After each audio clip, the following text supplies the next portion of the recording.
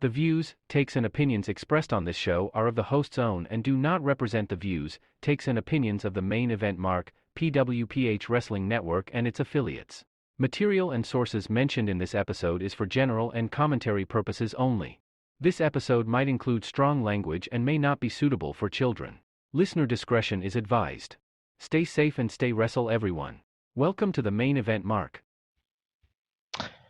Okay, I can't believe that there's still a lot of people believing in Dave's bullshit. That's why I don't get it. Ito, balita ito, sobrang init ng balitang ito, no?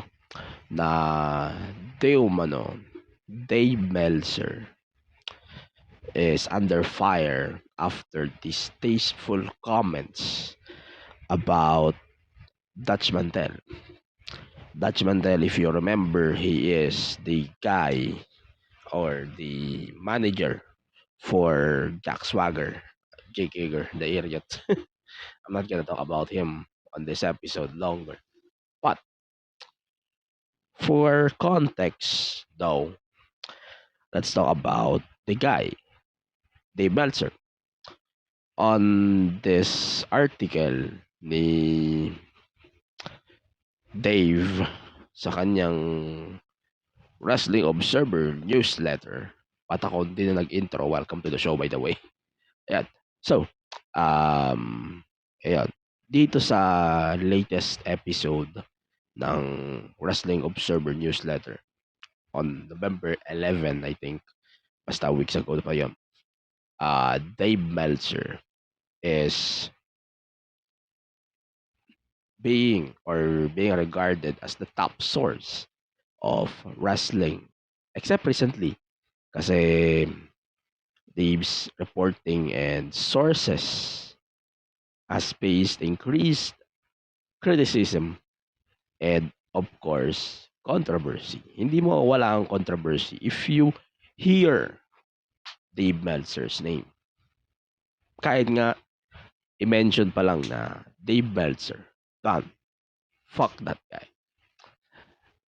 Alam nyo, i-relate ko lang to in PWPH, Pro Wrestling Philippines Club, by the way, nagkaroon ako ng rule. Nagkaroon kami ng rule dito where most of the news sites are being banned.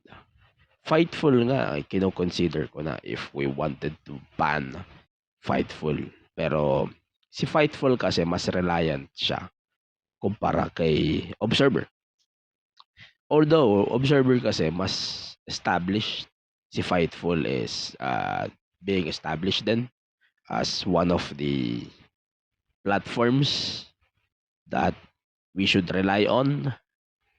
Pero regardless, let's talk about that later. Ito nga, Wrestling Newsletter, February pa lang, binan ko na yung salitang Dave Meltzer, yung Wrestling News Observer or Wrestling Observer Newsletter. Kaya, dumagdag pa to sa mga shit ni Dave Meltzer. Sorry, I have a ton of shit again. And, ayun, di pa rin okay yung aking, alam mo na, bear with me on that. Then, ito na.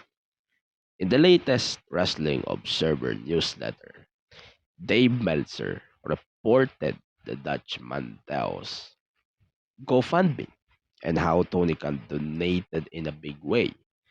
Also, Chris Jericho donated $1,500.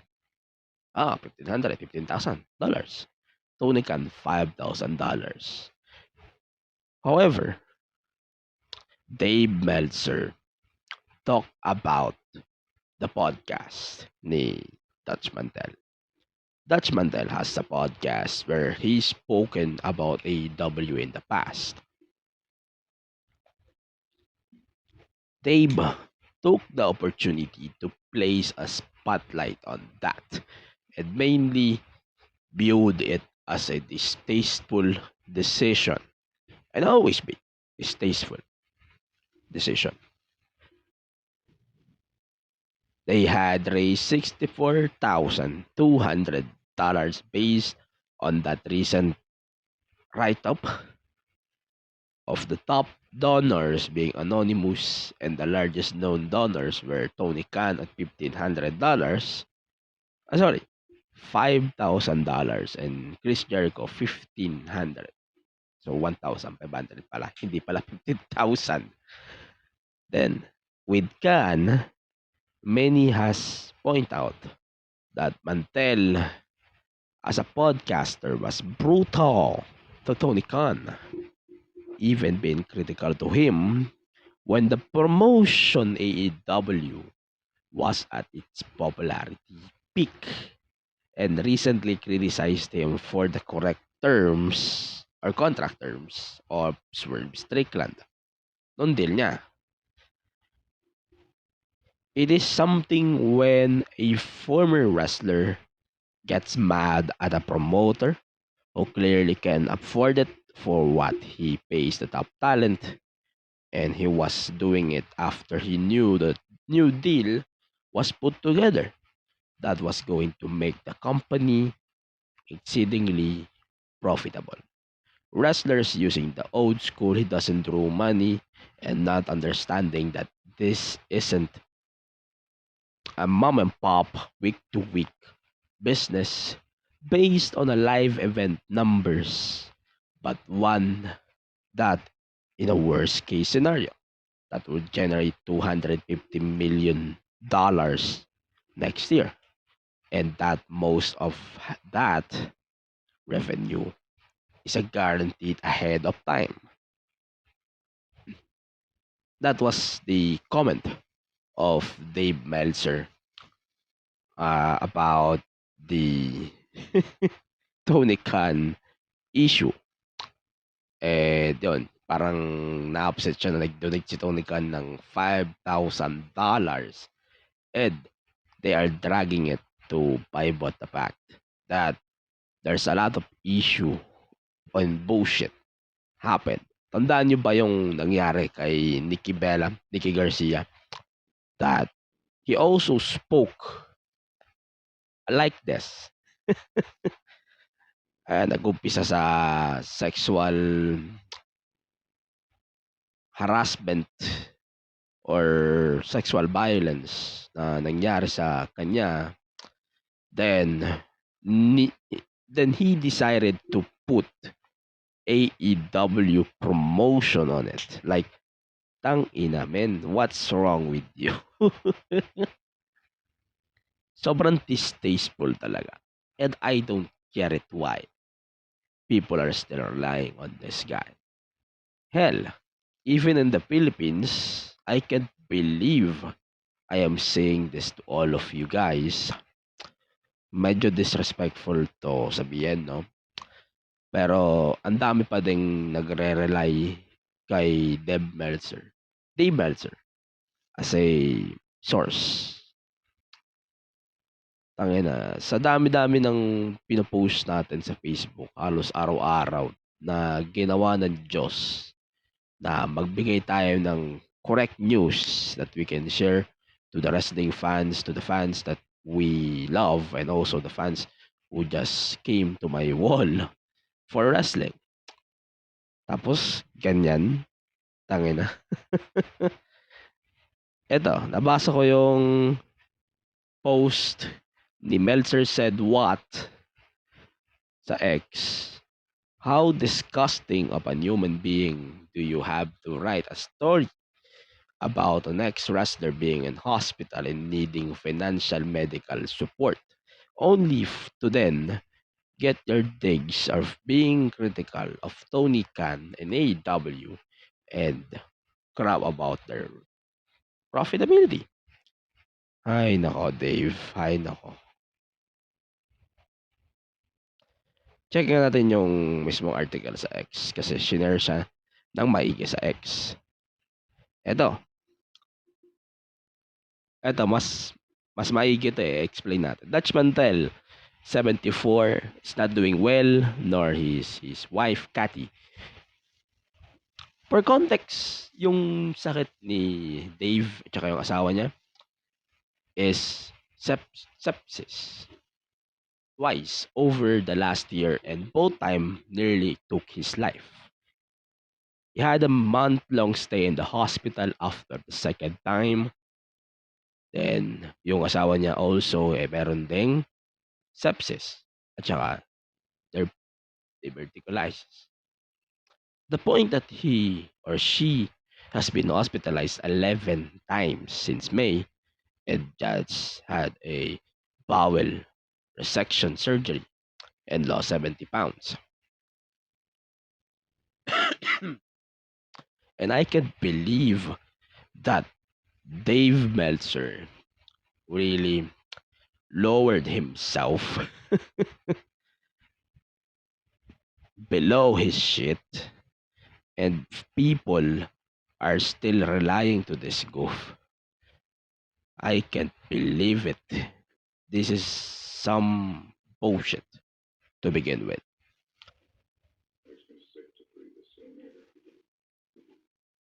Oh my god. This is something really stupid. Okay. Ato, Dave Meltzer, um, ina nag-respond pa. Okay. So, ito naman, 4 days ago, doon sa shit show niya, doon sa, ano tawag dito? Oh my God. This is not gonna be good for sure. I'm just verifying it. Dave's credibility by the dragger. Ay nako, Dave Meltzer. Okay. So, hindi ko na babasahin ng buo yung sinabi ni Dave Meltzer doon sa write-up, no? Pero ito, you do know this is preposterous, right? Use a real-world analogy, sports, politics, entertainment. Someone heavy critical of a famous person has critical issues. The famous person donated a nice sum of money, more than every one of his friends does. Although he is rich, it's mentioned in a story. How is it possible to not mention the person being donated to was critical of him and why in the story? And some people of every story plays agenda and would say, why are you reporting this having no idea how you would cover a story? Tapos tangina sinight niya pa si Jose.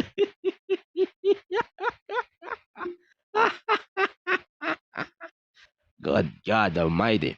Dave, can you please shut the fuck up? This is just justifying the bullshit. You can do feuding politicians, movie stars, athletes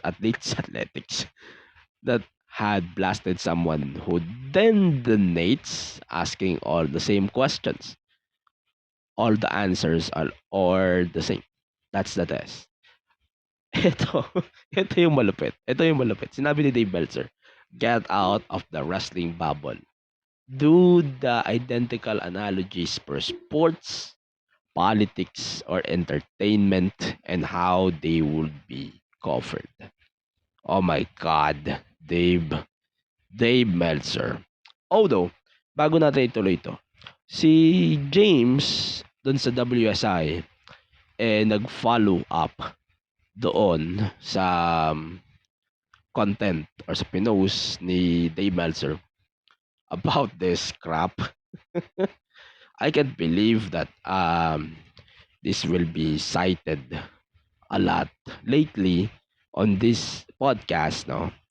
And hindi rin ako makapaniwala that I am citing Meltzer say what? But I'm serious. This is really, really something that we have to observe a lot. Pero, ewan ko, it's just something that I think it's just justifying.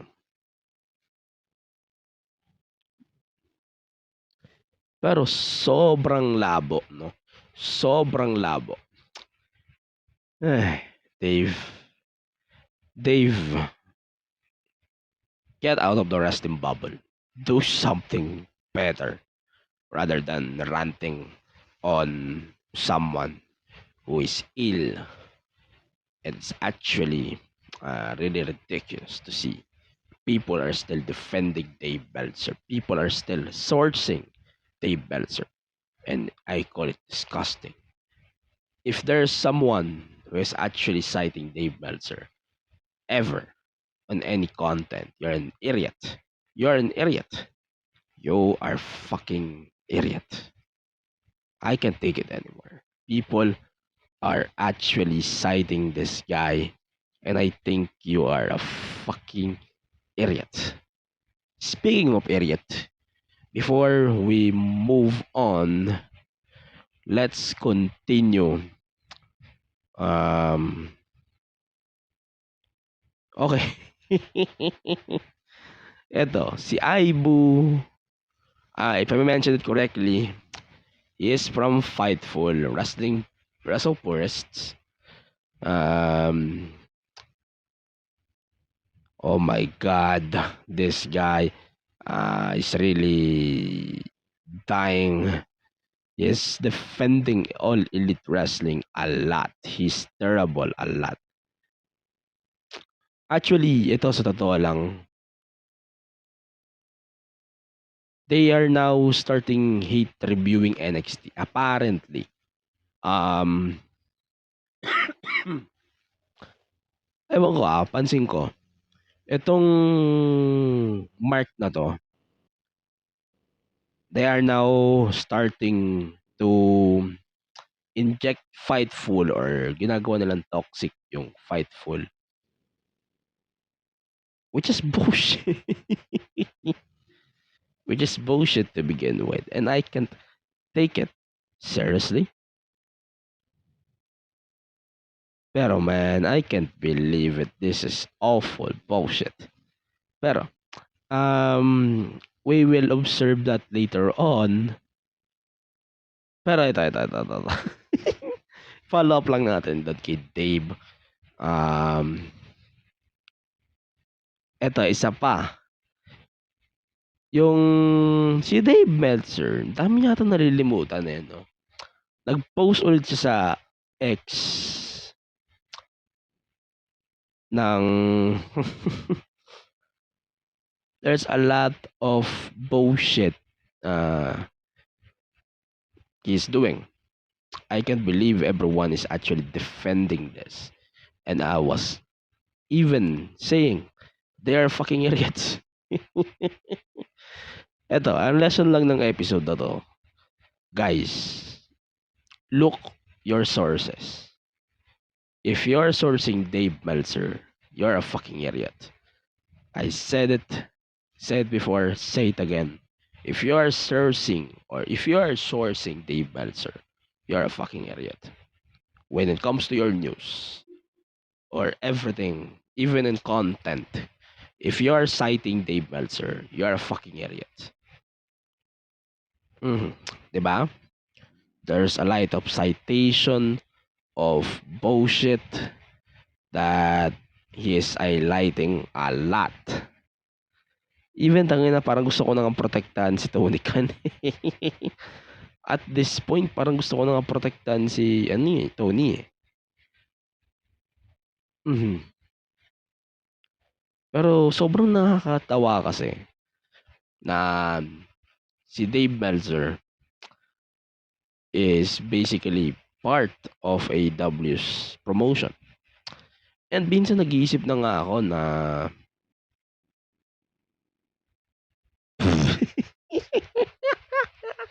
parang naisip ko na sila na talaga yung nagpo-promote ng AEW at this point. Dave Meltzer is always in bed with Tony Khan. Wrestling Observer is basically AEW's promotional team. That's all they do. Promote the shit. Si Dave, although Brian is still duck-sucking AEW, he is saying kung ano yung mali sa AEW. Dave doesn't. That's the problem. Dave doesn't do shit. Pero tangin na kasi sobrang labo ng impression. Even people are telling that we should believe about this idiot. And there's a lot of shit that he is doing. Tapos, hindi talaga ako convinced sa mga to lately. And I can't believe that we are still sourcing this guy. For sure. They are sourcing this guy. We are still sourcing these idiots. And I can't believe that we have to deal with this. This is just stupidity. This just disrespectful. And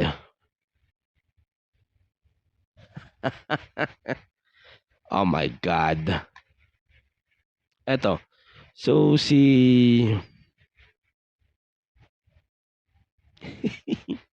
ito si Purists magre-review na rin ng Raw. Oh my God. He is now reviewing Raw. Diyos Mariano kain ko. Boy.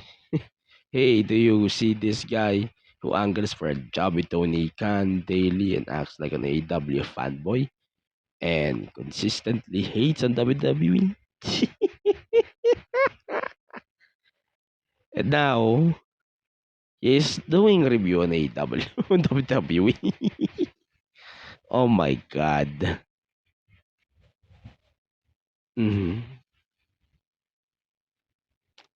Ay, nako.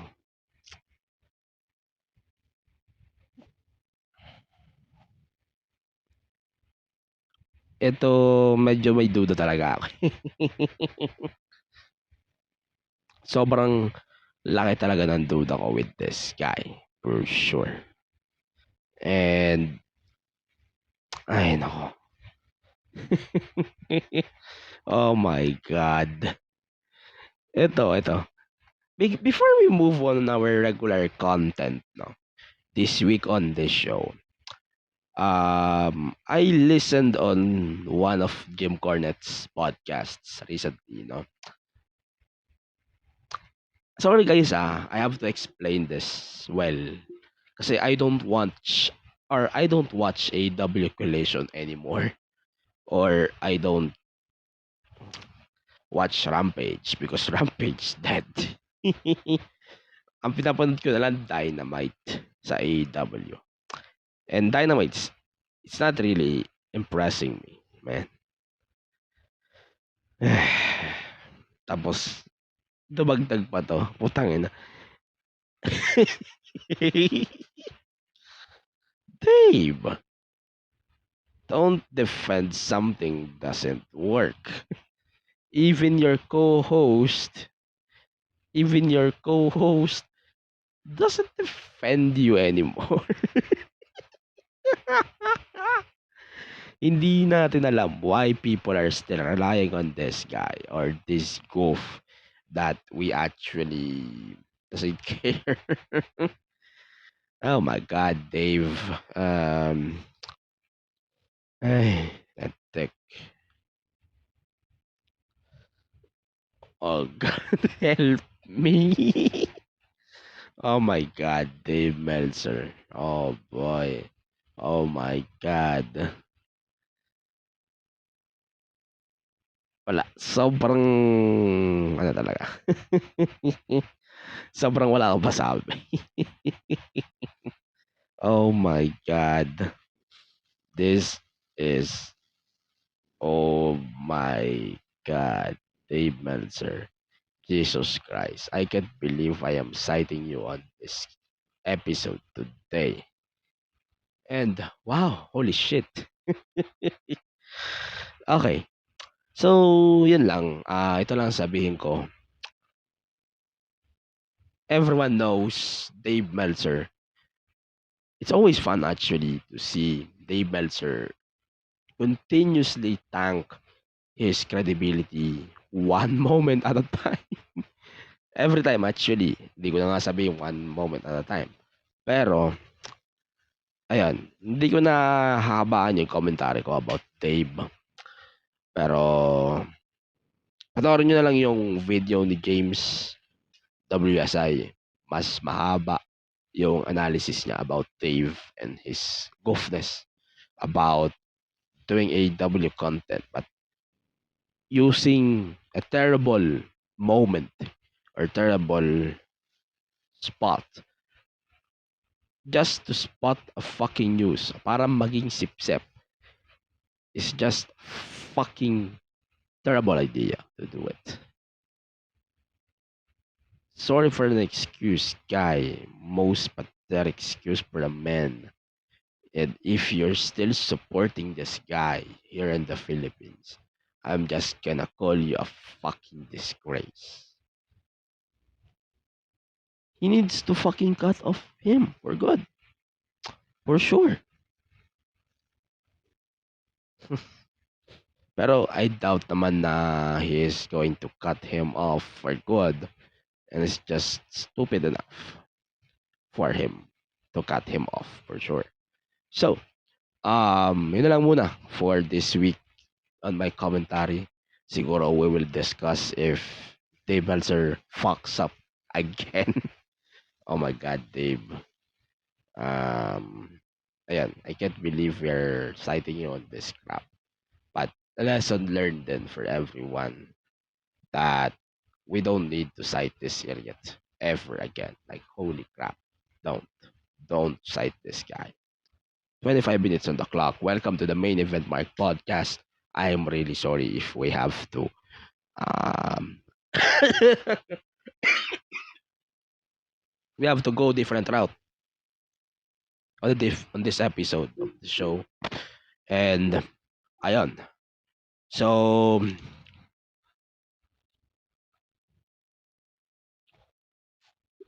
punta tayo on my favorite part, wrestling. So one shot lang to, hindi ko na ikakat into parts kasi hahaba na naman yung content. Next week is Full Gear. Doon tayo magcha-chop-chop ulit ng parts of the episode. So yun, I hope you can follow and support the show on all of our social media platforms at Main Event Mark PW. Today is November 16, I think. And yeah, you know what that means. Sorry. I think today is 18 when we are dropping this episode. So, let's talk about the wrestling now, shall we? So, the US title tournament has been started.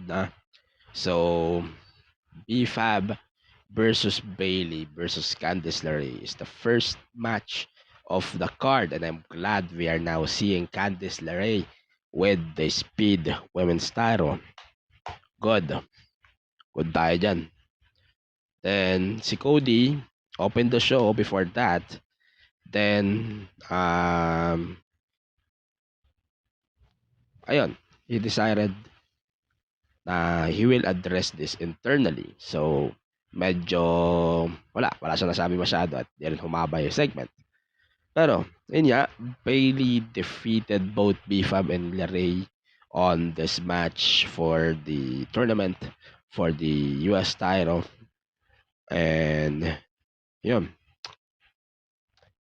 I think I would say here na sobrang ganda ng improvement ni BFAB, no? Pero ewan ko. Sobrang kulang niya sa competition or sa pag-compete. That's why sobrang noticeable na halata mo yung mga shortcomings niya on this match. But regardless, I hope we can see more of BFAB in action after this. Not only being mouthpiece to Profits, I hope we can see more of her for sure. And yun. So before that, like what we said, si Dave na naman, si Nick Aldis are actually citing that Pile Driver is banned in WWE and accept the tombstone because hindi naman si Undertaker yung nag-apply. But okay. Before that, let's talk about the tournament. So, lihis lang tayo ng konti sa Ayan, wait lang. Mag-real time tayo dito. Nagkapakatotoo na tayo. Yun, Women's US Tyro. Nirelease na rin nila yung buong tournament for this, and the finals is set on the main event, December. So we have now the bracket. So, ayan, bear with me. So, yung brackets has been updated na nga. So, the next match is Bianca, Chelsea Green, and Blair Davenport. Sorry, medyo malabo yung ano. So, it's Bianca, Chelsea, and Blair Davenport. Then, the winner will fight Bailey. Then, Jade Cargill, Minchin, and Piper Niven. Naomi, Tiffany, and Electra Lopez. So, Electra, I cannot wait to see Electra in the ring for sure. Yun. That's the final four, final tournament matches. So far, Bailey is the only one who got qualified, and we will see more on that in the next 4 weeks. Okay, so we got LA Knight versus Berto. Not gonna lie, Berto, such a really good match. Magaling din siya. Then Nakamura returned. So yeah, finally a big program for LA Knight is with Shinsuke Nakamura. That would be great for sure, but I'm not seeing Nakamura winning for sure. Ayun. So, Motor City Machine Guns versus Street Profits. Ayun. So, sobrang interesting ng match na to. But, medyo they protected both for sure. Di ko rin gusto yung outcome. Then, yon, sobrang unpredictable. So, Tommaso Ciampa attacked the Street Profits para mag-cost ng DQ. Then, Johnny Gargano shoved him and walk away. And then, Motor City Machine Guns also being attacked by the Profits. Then, ayun. So, medyo may continuity ito, which is very interesting. Pero medyo may problema pa rin ako sa Motor City Machine Guns. I don't get why people are still not cheering for these guys. They are fucking legends. Please cheer for these guys. They deserve it, man. I hope fans will be able to appreciate Motor City Machine Guns.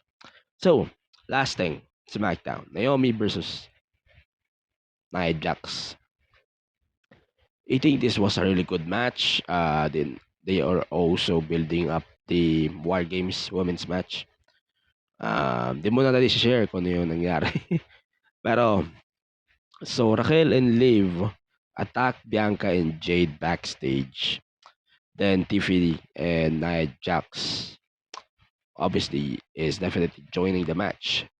Bailey and Naomi are definitely joining the match, and then Candice LeRae are joining too.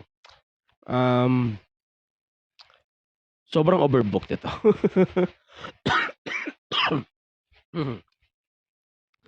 Pero sobrang weird ito. Belair, they're treating Bailey different, no? You know, it's different. It's different talaga. Pero Naomi, okay, friends pa rin naman kami, so good. Then, ayun, so that's it.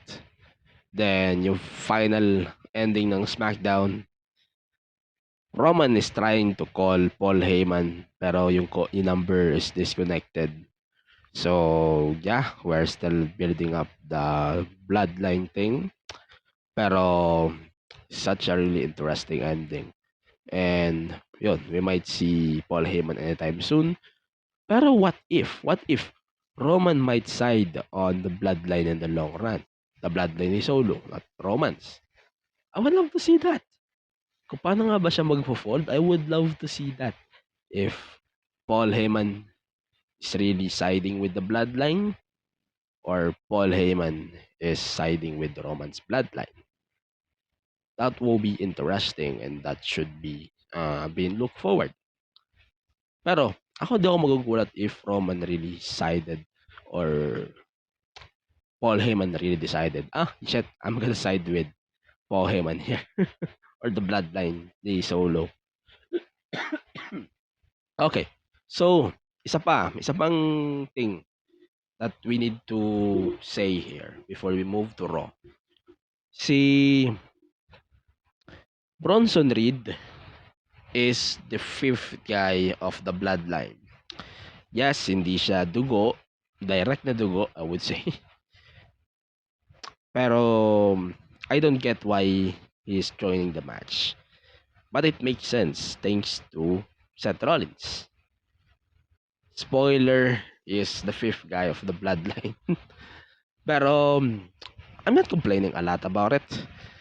Yun lang talaga yung direction eh. Medyo connected kasi kay Roman si Seth, so technically it does. Pero siguro pag napanood na natin yung segment sa Monday, mas dikdikin ko siya ng malalim dito sa show, no? Pero I think it doesn't make sense really.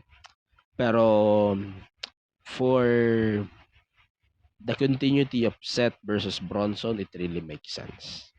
But to Bloodline, nah, I don't think it makes sense. So, continue tayo.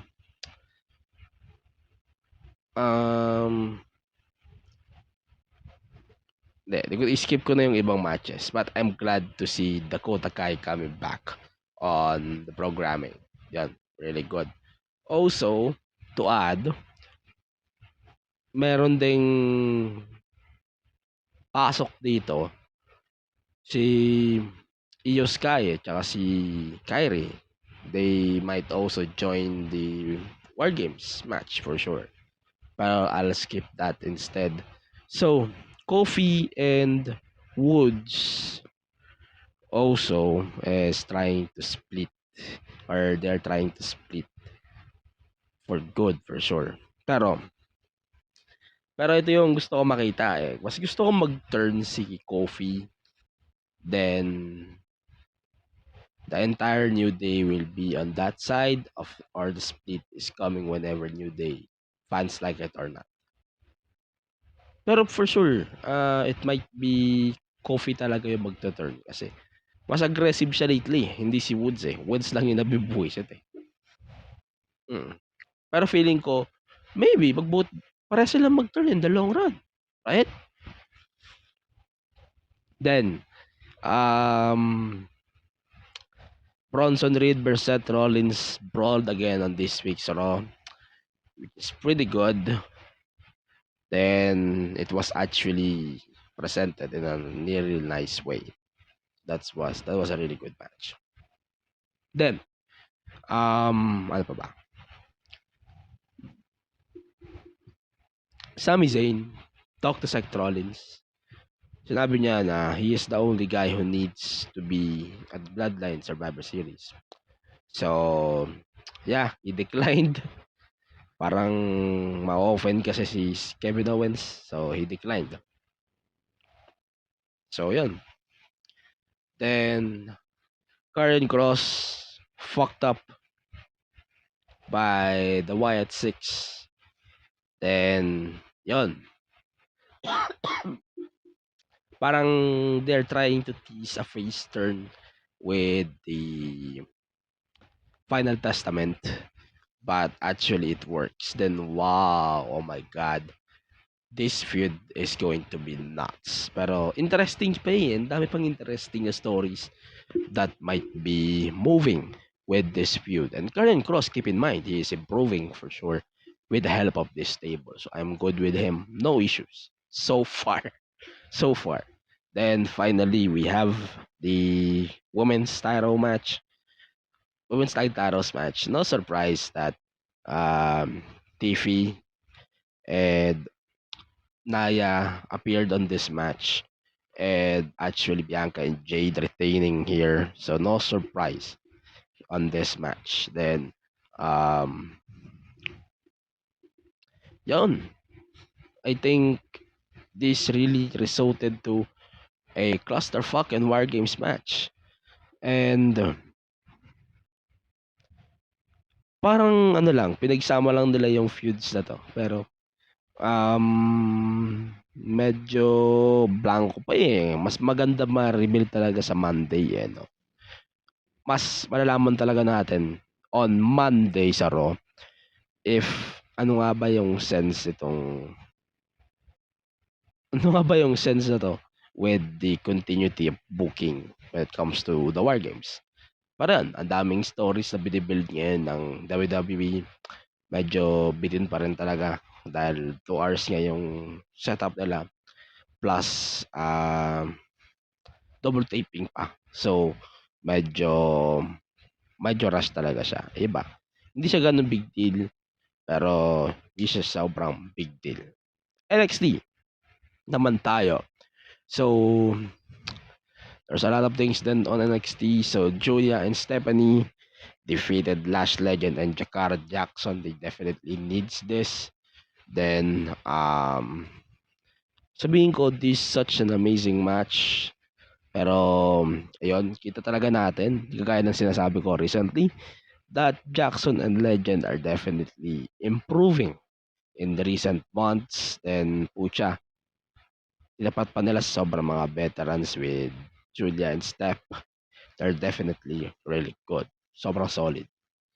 Then, yun nga, may Iron Survivor Challenge dito. Then, the both of them might join. Then, si Lash tsaka si Jackson, I'm really looking forward for them to go to main roster or to win the tag titles. That will be great for me. Ang daming details na lumabas dito. So, si Julia and Steph, parang they are being teased na possible ba kayo mag-feud for deadline? Interesting. But that was amazing. Then, Jada Parker also, she wanted to set herself to join the match. Pero ito, may isa nang nag-qualify and it's Soul Ruka. Soul Ruka won the match versus Cora Jade. That was fine to me. And siya rin kasi yung isa sa mga nag-qualify last year as far as I know. But I hope that we can build an idea na lahat ng mga kalaban niya heels. Then siya yung manalo. Pero knowing Julia and Steph might winning here, then yun, parang inabangan natin. Pero obvious pa din that she lost. Pero, yun, ano bang continuity nito kay Roxanne? Let's see what we can continue. Then, Josh Briggs introduced Yoshiki Inamura. That was really good, not yun alay. Pero, it should be interesting. Pero Ava, it's kind of weird to me. Ava never named a new tag team contenders for the titles. But well, then, isa pang Iron Survivor match took place. Wesley versus Cedric Alexander. Wesley defeated Alexander. But that was a really good match too. Pero, Trick Williams announced a number 1 contenders match between Red Charlotte and Andre Chase. Pero may condition kasi na he wanted to end Chase U if he was defeated by the Professor, Andre Chase. They're trying to sell it. However, does it work? Pero for sure, I cannot wait to see more of this. But I hope they should be better than that, no? Then, parang feeling ko talaga matatalo dito yung si Chase, eh. Oo, feeling ko talaga matatalo siya dito. It might be, no? It might be. Matalo talaga siya.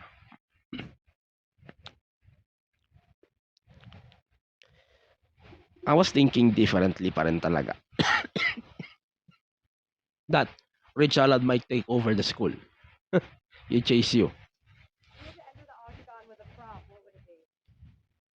Sorry about that, guys. Para continue na lang natin. Medyo flat na yung ibang segments. Then, isa pang Iron Survivor match. Javon Evans versus Lexis King.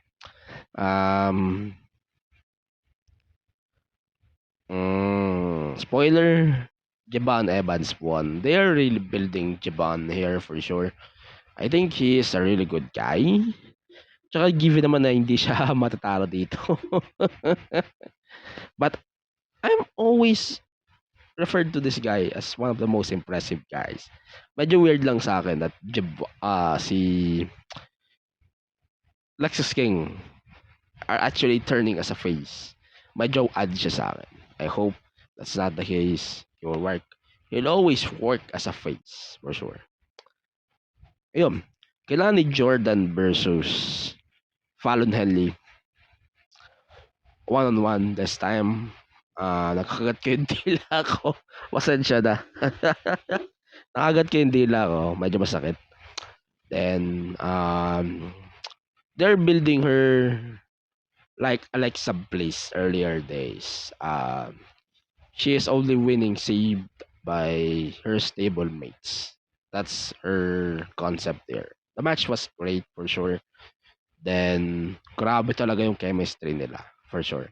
Kelani Jordan is amazing. That it really shows that Kelani is someone that's actually really impressive. Then, medyo given naman na fatal influence will play a lot on this. Pero sobrang sympathetic kasi ni Kelani eh. So, that's why everyone really sold on it.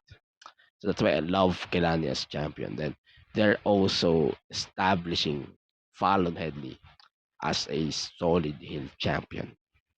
Which is good. Which is great. Actually. And I think the match was really impressive. Sa totoo lang. Then, overall guys, if you're going to watch NXT on Blast TV, I swear you have to watch it in full. Kasi sobrang ganda. By the way, if you wanted to watch WWE and UFC in full, also FPW as Stig on Blast TV, you can do that. Raw is live every Raw is live every Tuesdays, NXT on Wednesdays, and Saturdays on SmackDown. They are live at 9 a.m. Then UFC Fight Nights is on Premier Sports. FPW as Stig is also being uploaded on Blast TV. So if you wanted to get Blast TV, it's only $179 a month. If you wanted to subscribe to a subscription or yung option then to subscribe with your internet service provider, I got with Converge, so that's good. So that's a win-win for everyone who is subscribing with Blast TV. So, last bit of major stories this week. Let's talk about AEW Dynamite. Ayun. So, AEW is advertising that Jon Moxley will seize control of TBS this week. Ano kaya ang plano ng putang ina to? And spoiler, wala. Weird. Okay. So, they're building a lot of things here. Before we move on, yung November Rain trailer that they released on Collision was really good. I think people might be sold on this pay-per-view thanks to that, and I'm still not sold on the main event though. Moxley versus Orange Cassidy. Ayun. So, hindi ko na itatackle yung mga important shit. Pero, let's talk about this. Adam Cole lost to Konosuke Takeshita. Understandable because he is a top champion in AEW. But I don't get why he is not the one who is actually fighting MJF at Full Gear. This is a bad move for sure.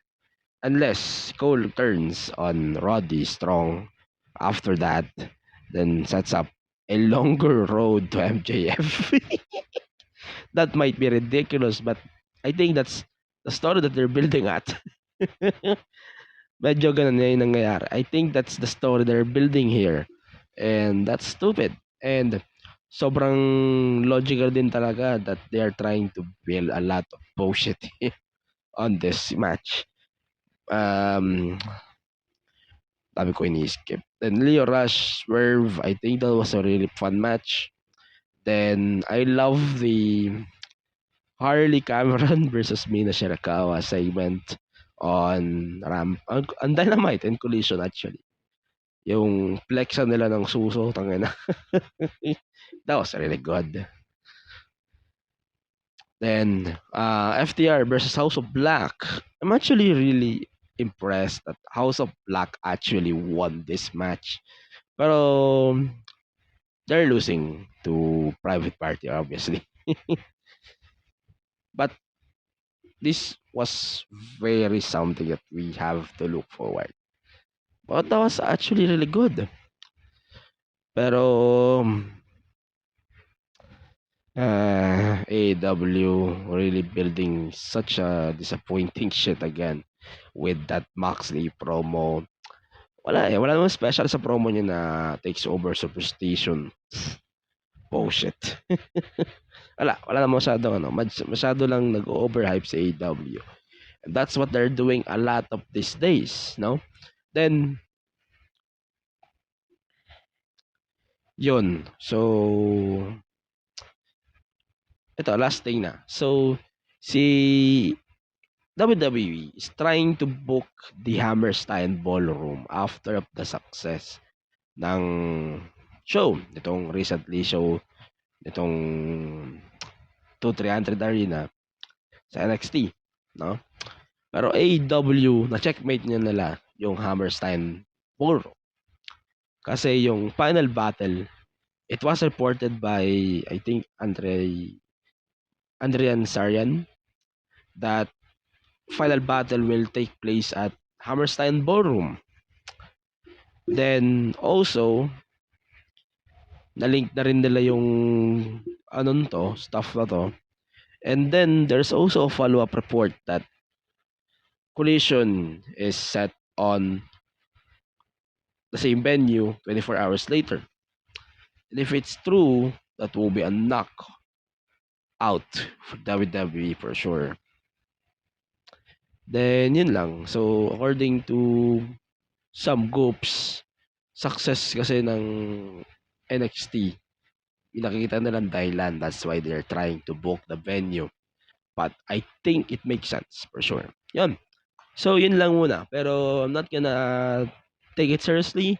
Let's take it with a grain of salt. So that's it for today's episode of the show. Wala na masyadong mahabang episode. We will talk about more wrestling next week since Full Gear is coming. Survivor Series is coming as well. Bash Awards and also the PWPH Awards is also coming up in January respectively. So let's keep an eye on that. I can give some updates as well on the upcoming awards. And yun. Ayun, you can follow and support the show at Main Event Mark PW, all of the socials. Then, yun, support the podcast as always at patreon.com/Main Event Mark PW. At saka, yung iba pa natin mga bagay-bagay sa Facebook, sa X, sa Instagram, TikTok. Tsaka yun, pakisupport na rin din ng local wrestling FPW every Thursdays 8 p.m. on their platforms. November 30, Yu sa Puso. Show, Pusong Pinoy, Main Max, Aaron Liwanag, FPW Tyro. Then, FPW Tyro. Pusong Pinoy Tyro. Sorry guys, baka makolot na naman ako. Pusong Pinoy Tyro. Then, next year, it's going to be a fun year for sure. Then, there's a lot of fun wrestling lately. So, you should watch it a lot. So, yeah. I think that should be it for now. Thank you again for listening on the Main Event Mark. Again, my name is Angelo. Bye for now. And I hope you have a great day. Stay safe, Mr. Russell. Peace.